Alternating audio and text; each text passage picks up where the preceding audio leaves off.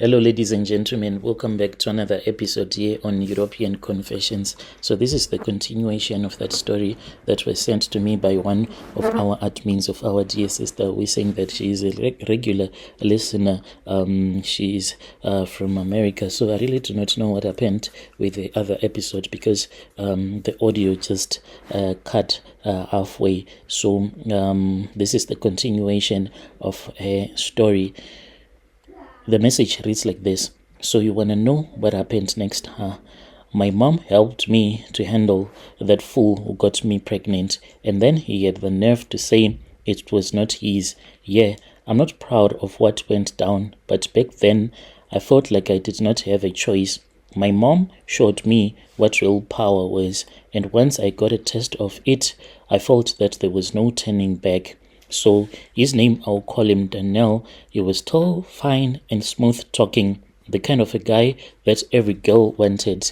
We were together for a minute and everything was cool until I found out that I was pregnant. I thought that he was going to be happy. I thought that we were gonna be family, but when I told him, his whole demeanor changed. Nah, that ain't my baby, he said, standing there with that cocky smack like I was some kind of a joke. I was shocked. This was the same man who was all over me just a few months ago, telling me how much he loved me. Now he was saying that the baby was not his. I tried to reason with him, but he was not hearing it. He denied everything, and then straight up he ghosted me. He decided to ghost me.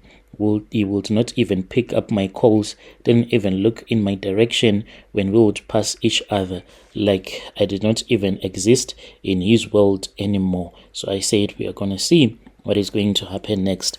I went home that night, mad as hell.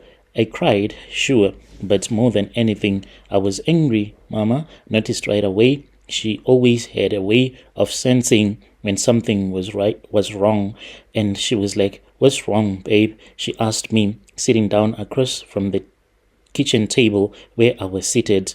I told her everything about Danielle, the baby, how he was acting like he did not even know me. My mom listened, nodding slowly. Her face, it showed no expression at all. Then she leaned forward. Her voice was low and steady, sort of like I was having a discussion with the devil himself. My mom was like, "You want him to pay, don't you? I can even feel it in your blood. It's like your blood is boiling and I can even feel it." She said it as she was looking at me directly in the eye, and in that moment I felt as if there was some energy that was being transferred from my mom into my soul.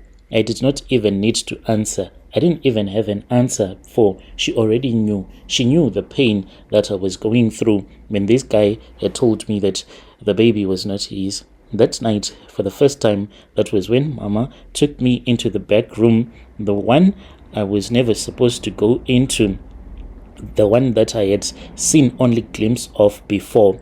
But this was the first time that I really stepped inside.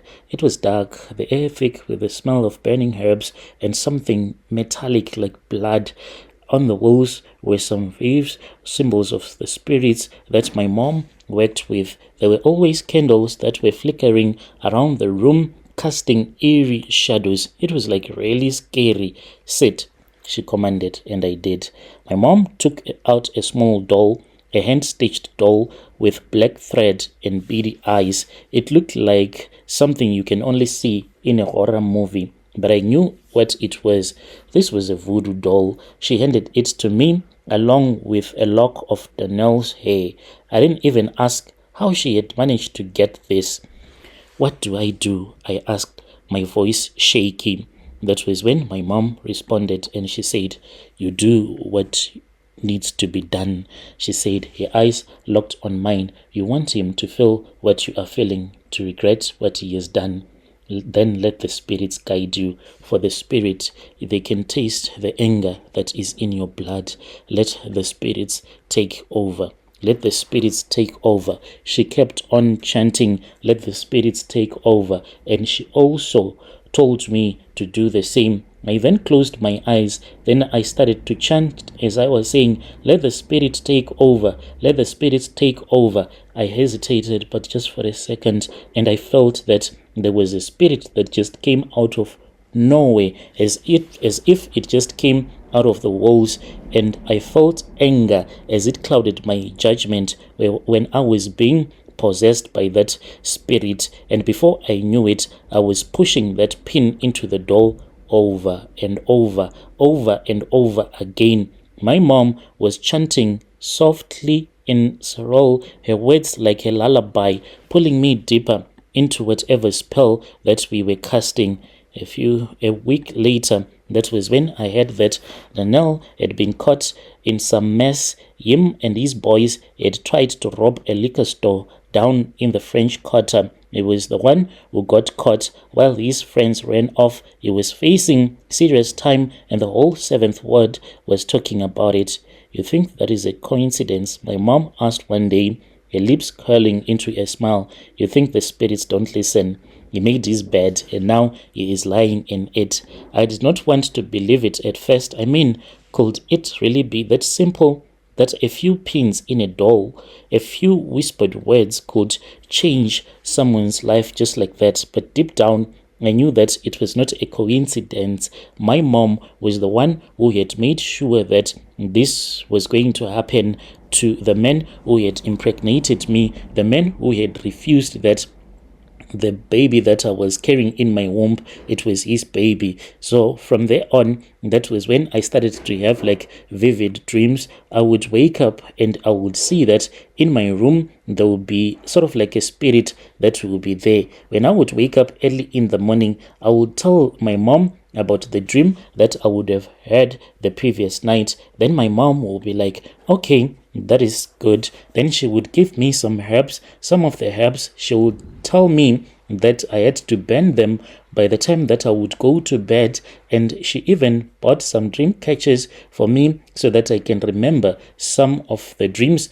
that I was always forgetting. And some of the herbs, she will say, put this into your tea. I even ended up putting the herbs into the tea of this other woman who was claiming like she was a true Christian. I just wanted to see if her God was going to show her that I was about to put these herbs that would make these spirits to follow her.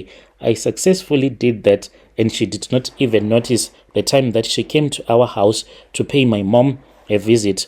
As for Danielle, he went to prison, and I never heard from him again, but that didn't make me feel better. There was a part of me that felt guilty, like maybe I had taken it too far, maybe I had let this spirit's powers to consume me. But then again, what was I supposed to do? Like let him walk away like nothing happened? Do I regret this? Some people might ask.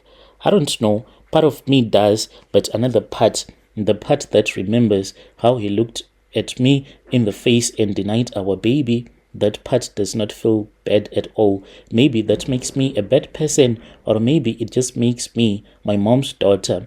That was the first time mom really let me into her world, show me what she was capable of, what I was capable of. And once you cross that line, then you know that there is no turning back. That is exactly how I handled Danielle. But this was just the beginning of other things that my mom started teaching me.